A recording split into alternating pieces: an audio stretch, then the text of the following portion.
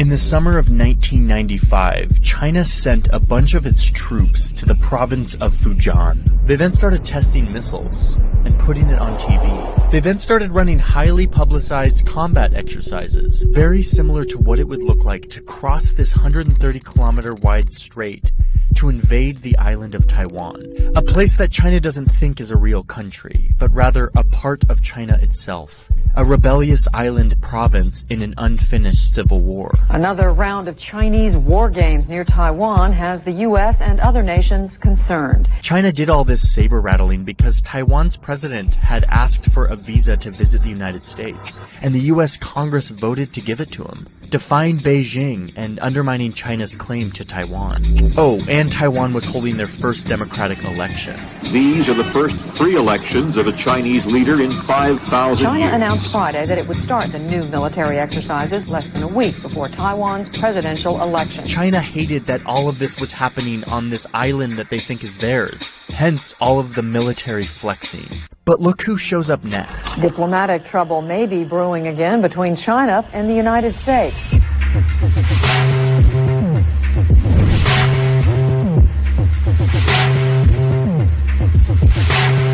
It's the U.S. military, and they're sending their biggest show of military force in Asia since the Vietnam War, right here in China's neighborhood. President Bill Clinton sent in all of the U.S.'s best stuff: aircraft carriers, guided missile cruisers, destroyers, powerful weapon systems from the most powerful military on Earth. So all of this concentrated U.S. military power comes into the region and enters right here, through the Strait of Taiwan. It was a response to China and all of its efforts to intimidate Taiwan. The message was very clear. China, we are way more powerful than you, so back off and let Taiwan do its thing. And guess what? It totally worked. China backed down and the US reasserted itself as the global powerhouse, a power that no one can mess with. Okay, so now let's fast forward to last fall. A lot has changed in this 20 or so years. And China is at it again, flexing on Taiwan. Their favorite way of doing this lately is flying military aircraft into this air border, Taiwan's Air Defense Identification Zone, or ADIZ. An ADIZ is airspace that if you enter, you should identify yourself, or else the nearby country will assume that you're coming to attack them. China has started flying military aircraft over this airspace without asking permission, without identifying themselves. Not just like once or twice, but like dozens of times per day, hundreds of times a month. These are the actual recorded flight paths of Chinese aircraft flying over Taiwan's ADIZ, and then back to China. It's a giant FU to Taiwan, or rather, remember who's boss here. Luckily, there's some really amazing data on every single one of these Chinese flyovers. They're all documented. Taiwan's Air Force scrambled again today. This is research from the Foreign Policy Research Institute, and it's incredibly useful to see China's activity in Taiwan's ADIZ. You can see this massive surge late last year in flyovers. This is a graph that shows every single time a Chinese jet has flown over Taiwan's ADIZ in 2021. You can see that it comes to a peak in the first week of October. This was the week that China was celebrating its founding, and they were sending a very clear message to Taiwan: you will be ours.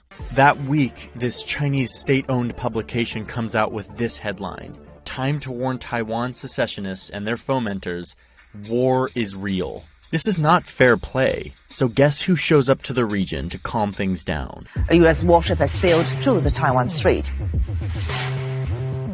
So right after this huge bulk of flyovers of Taiwan's ADIZ, the U.S. sends in guided missile destroyers through the Taiwanese Strait, and they're accompanied by a Canadian ship. To warn off 25 Chinese aircraft that entered its defense zone. Oh, but this time, it didn't work. Here's when the U.S. sailed through the strait, and here's what China does after.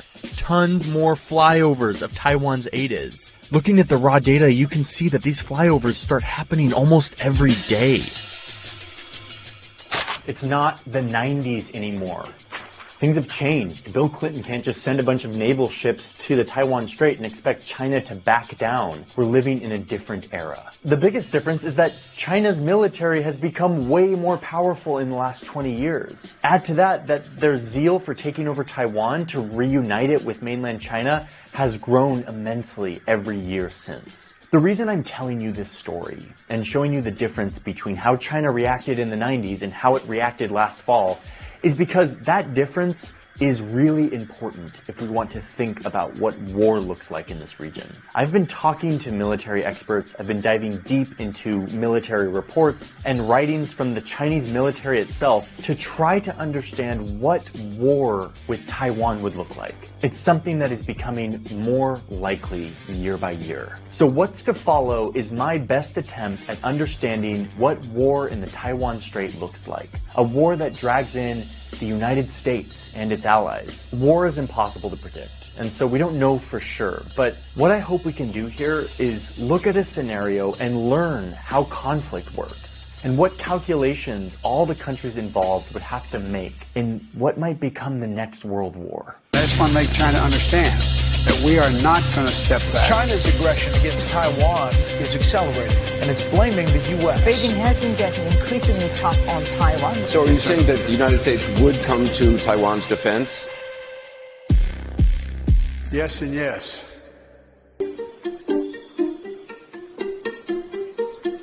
Okay, I'm going to dive into a very specific scenario of how conflict could escalate in the Taiwan Strait. But first, I have to say something. I have to get this off my chest, which is I've felt a little bit conflicted making this video. I feel very against the sort of machismo fascination with conflict. Like it's some sort of cool, good thing. When at the end of the day, what we're talking about are people's lives. We are talking about valuable taxpayer money. We are talking about the future of entire societies being ripped apart by a power struggle. This is not sexy and cool. This is a nightmare. Secondly, let us all just acknowledge right now how easy it is to dehumanize China and its leaders and its military. But let me just remind you that China doesn't want war. They don't want bloodshed. They will probably try much less violent ways to try to force Taiwan to the negotiating table before resorting to all-out invasion. But the reason I want to make a video about the nightmare scenario, because even if a military has a goal for a less violent intervention, that's not how war works. Conflict is very messy, and one miscalculation can lead to an escalation in the conflict. And now you have a wildfire that is out of control on both sides. It's incredibly easy for the momentum of conflict to bring us into that kind of situation. And that's why I want to suss out what it could look like. Okay, those are my disclaimers. Let's dive into this. I'm gonna start rolling here. There's 2. Okay, I'm gonna clap. Here it comes. Okay, I need to bring you over to my desk to show you some documents I've been staring at. Any invasion of Taiwan starts with this document. This is a Chinese law meant to stop any parts of China from seceding from China itself. And it mentions Taiwan. It basically says that if Taiwan tries to assert its independence from China, or, and this is the most important part, or if the possibilities for a peaceful reunification should be completely exhausted, that China shall employ non-peaceful means and other necessary measures to protect China's sovereignty and territorial integrity. Translation, if they run out of diplomatic solutions, China is required by law to invade Taiwan and force it to reunite with China. And no, I don't read or speak Mandarin, but Google Translate. I mean, come on. Listen, we're like 70 years into peaceful solutions being tried and not working. Meanwhile, on the island of Taiwan, support for any sort of reunification is at an all-time low. Like, it's not looking like peaceful reunification is gonna happen, which is making the interpretation of this law more and more on the side of China should do this forcibly. Okay, so that's the legal justification from a Chinese perspective. Pair that with the fact that, unlike in the 90s, China now has a massive military. There's new concern at the Pentagon about China's military buildup. With all sorts of new missiles. China could soon be able to deploy a nuclear-tipped missile that U.S. defenses would find much harder to detect. Tanks, helicopters, submarines, ships. I mean, this isn't from me, this is the US government. They recently came out with a report that said that the Chinese Navy now is bigger than the US's Navy, at least by numbers. They have 360 versus our 297 ships. Now, caveat to that data, our ships are much bigger. But still, China's recent military buildup is nuts. And this is why the US military is kind of freaking out. My opinion is this problem is much closer to us than most think. We have to take this on with urgency. China is upping the ante on Taiwan. And there are fresh fears of a Chinese invasion of Taiwan. Taking over Taiwan remains China's #1 strategic priority.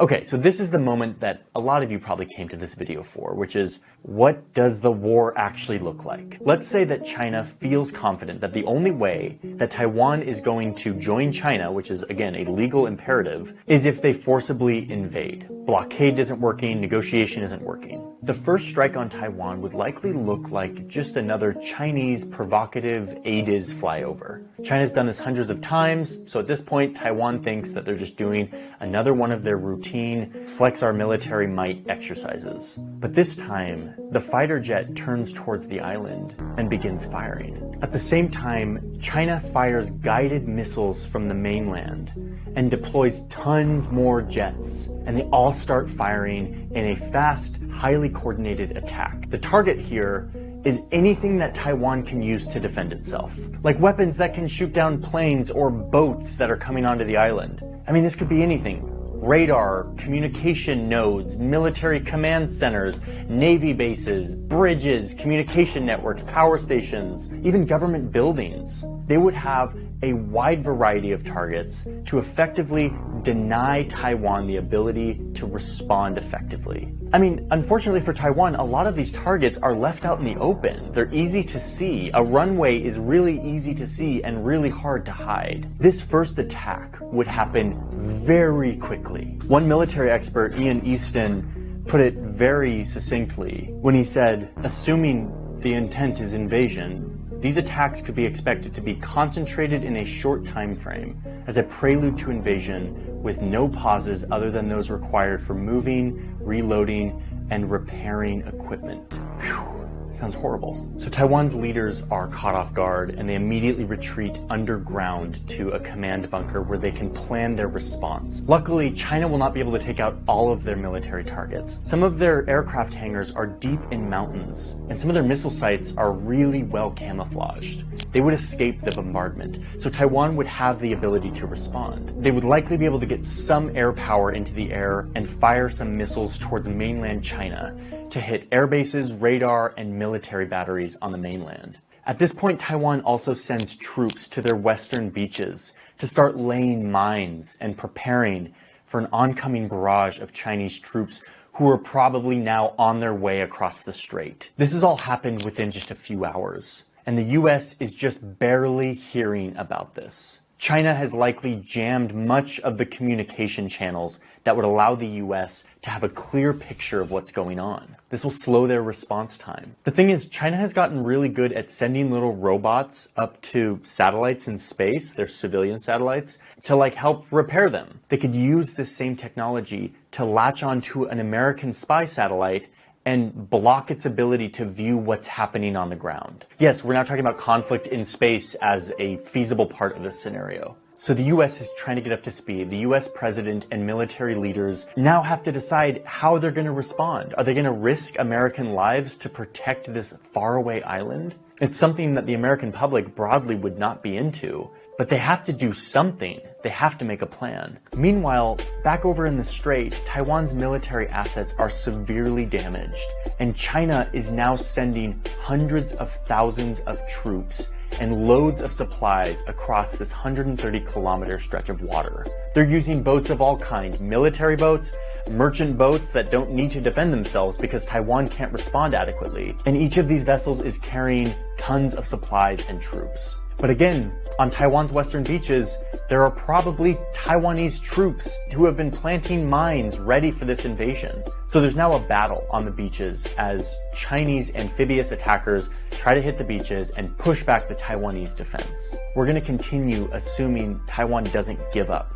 and capitulate and surrender to China at this point. If that's the case, the US is now just starting to respond, likely from their bases in the region, Japan and Guam. They deploy aircraft carriers with jets and bombers, stealth fighters, as well as fast attack submarines that will focus on one thing, hitting all of these ships, the ones that are bringing stuff and people across the strait. Japan and Australia likely come in as allies to help out on this defense. And now the US and its allies are in direct combat with China, two nuclear nations fighting each other.